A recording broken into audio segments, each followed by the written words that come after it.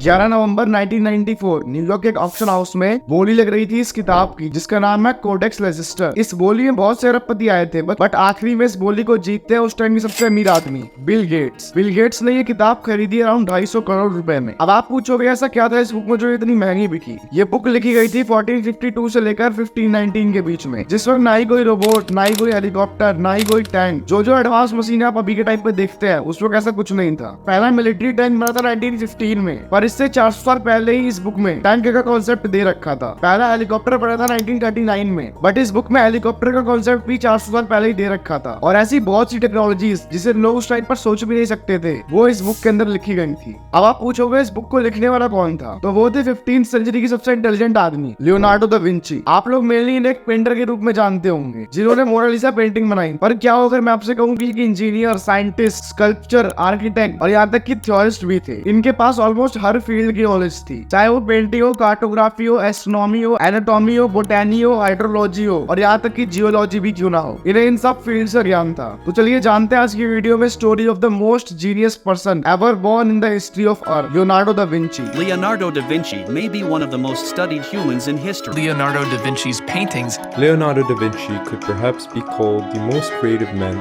of all time. Leonardo da Vinci.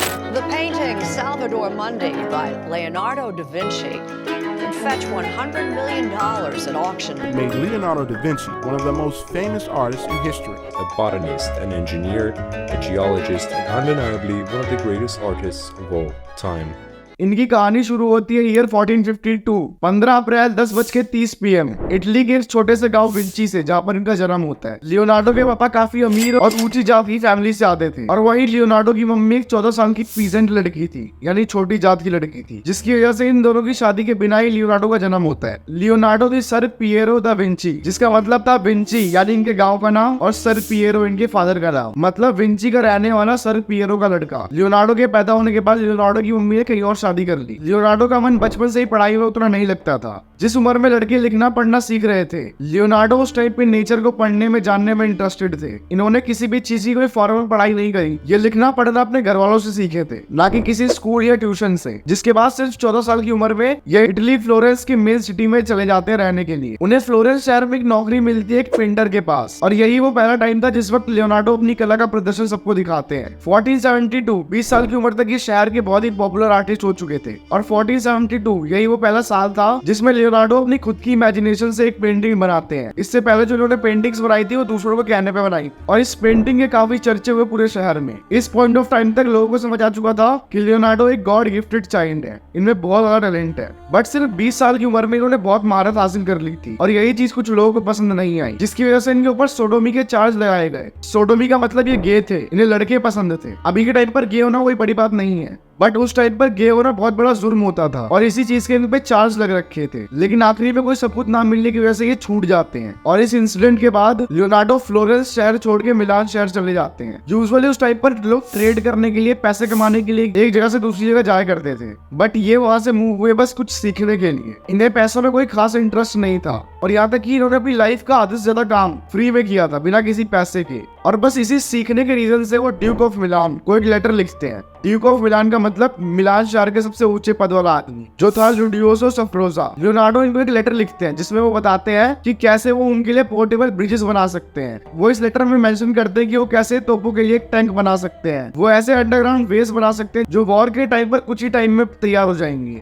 और वो सिर्फ इन चीजों का आइडिया ही नहीं, बल्कि पूरा डायग्राम उस लेटर में लिखते हैं। आपने बाहुबली मूवी में रथ देखा होगा, जिसे भल्लाल देव जंग के टाइम पर यूज करता है, और ये सेम आइडिया भी लियोनार्डो की बुक में मेंशन्ड था, वो भी आज से 500 साल पहले, जिस टाइम पर लोग ऐसा कुछ सोच भी नहीं सकते थे। ये लेटर लिखने के बाद लियोनार्डो मिलान के राजा के पास जाते हैं, और शॉकिंग चीज ये है कि उन्हें नौकरी तो मिलती है, बट इतने खतरनाक मशीन के आइडियाज के बाद भी इन्हें एक थिएटर की नौकरी मिलती है, नाटक करवाने की नौकरी। और इनकी लाइफ के इस मोड से आप सीख सकते हो कि भले आपका मन आपके काम में ना लगता हो, बट अगर आप अपने काम से प्यार करेंगे तो आप उस चीज से भी महारत हासिल कर लेंगे जिसमें एक टाइम पर आपका जीरो इंटरेस्ट था। म्यूजिक और थिएटर में लियोनार्डो की जीरो नॉलेज थी, बट इसके बावजूद भी लियोनार्डो ने कुछ सालों के अंदर ही इन सब चीजों में महारत हासिल कर ली और यहाँ तक कि अपने खुद के म्यूजिकल इंस्ट्रूमेंट्स और थिएटर डिजाइन बनाए। और ड्यूक ऑफ मिलान को इनका काम इतना पसंद आया कि ये अगले 17 साल तक मिलान में ही रहे और इन्हीं 17 साल में इन्होंने इतिहास की 2 सबसे रेयरेस्ट पेंटिंग्स बनाई, the Last Supper and the Virgin of Rocks. और इन्हीं 17 सालों में इन्होंने ड्यूक ऑफ मिलान को कन्विंस भी किया ये वॉर के लिए मशीन्स बना सकते हैं, जिसके बाद ये मशीन्स भी बनाते हैं, जैसे कि ये टैंक जो टर्टल की बॉडी से इंस्पायर है और इसके अंदर 8 तोपे भी लगी हैं। कुछ ऐसे हेलीकॉप्टर्स भी बनाए और कुछ ऐसे जायंट क्रॉसबोज। अभी ये सब चीजें आपको नॉर्मल लग रही होंगी, बट ध्यान ये रखिए कि लियोनार्डो ने इन मशीन का कॉन्सेप्ट आज से 500 साल पहले ही दे रखा था और उस टाइम पर ये सब चीजें कोई इमेजिन भी नहीं कर सकता था। ओवरऑल मिलान शहर में इनका अच्छा खासा रुतबा हो चुका था, बट 1499 में लुई 12 फ्रांस के राजा मिलान पर कब्जा कर लेते हैं। यहाँ तक कि लुई 12 भी लियोनार्डो की पेंटिंग्स के फैन थे। बट इसी ईयर 1499 में लियोनार्डो मिलान छोड़ के वेनिस चले जाते हैं। वेनिस में ये एज अ इंजीनियर काम करते हैं। इसके बाद 1502 में लियोनार्डो वेनिस शहर के राजा सिसेरो बोर्गियो की सेना में एज अ मिलिट्री इंजीनियर जाते हैं और यहाँ पर भी अपनी बुद्धि का प्रदर्शन करते हुए वहाँ की एक सिटी हिमालय का एक बहुत खतरनाक मैप तैयार करते हैं। उस टाइम के ज्यादातर मैप कुछ ऐसे होते थे